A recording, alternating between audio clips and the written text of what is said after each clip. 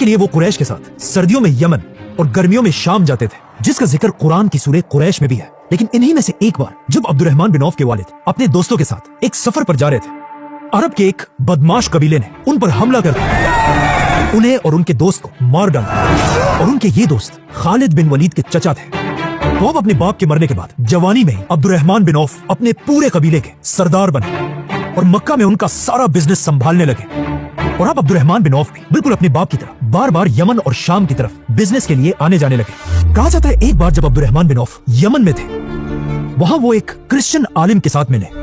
उस क्रिश्चियन आलिम ने अब्दुर्रहमान बिन औफ से एक बहुत ही अजीब बात पूछी कि अब्दुर्रहमान, क्या तुम्हारे शहर मक्का में किसी ने अल्लाह का पैगंबर होने का ऐलान तो नहीं किया? जिस पर अब्दुर्रहमान बिन औफ ने कहा कि नहीं, ऐसा तो कुछ भी नहीं हुआ। और अब्दुर्रहमान बिन औफ वापस मक्का आ गए। अगले साल जब अब्दुर्रहमान बिन औफ वापस यमन गए, इस क्रिश्चियन स्कॉलर ने उनसे सेम सवाल किया। तो अब्दुर्रहमान बिन औफ ने उन्हें दोबारा कहा कि मक्का में कोई भी नबी नहीं आया। तो अगले साल सर्दियों में दोबारा इसी क्रिश्चियन आलिम ने अब्दुर्रहमान से सेम क्वेश्चन तीसरी बार पूछा। तो अब्दुर्रहमान बिन औफ ने फिर कहा कि ऐसा कुछ भी नहीं हुआ। तीसरी बार उस आलिम ने कहा कि नहीं, मेरे इल्म के मुताबिक मक्का में अल्लाह के नबी के आने का वक्त हो चुका है, तो अब जल्दी से वापस जाओ और इस नबी का दीन कबूल करो। और जब तुम इस नबी से मिलो तो उन्हें मेरा ये पैगाम जरूर पहुंचाना।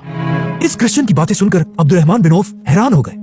लेकिन इसकी बातें बिल्कुल सही थी, क्योंकि इससे कुछ ही अरसा पहले मक्का के गार में अल्लाह ने अपना आखिरी नबी चुन लिया था।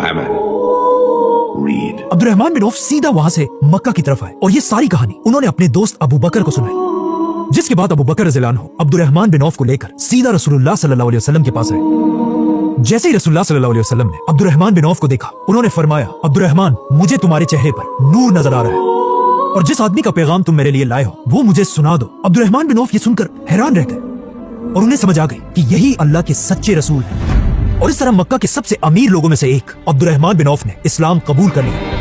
अब तक तो अब्दुर्रहमान बिन औफ मक्का के एक अमीर बिजनेसमैन थे, लेकिन इस्लाम कबूल करने के बाद ये सब कुछ बदलने वाला था, क्योंकि मक्का के बाकी सारे बड़े लोग रसूलुल्लाह सल्लल्लाहु अलैहि वसल्लम के खिलाफ हो चुके थे और इन नए मुसलमानों पर जुल्म करने लगे थे।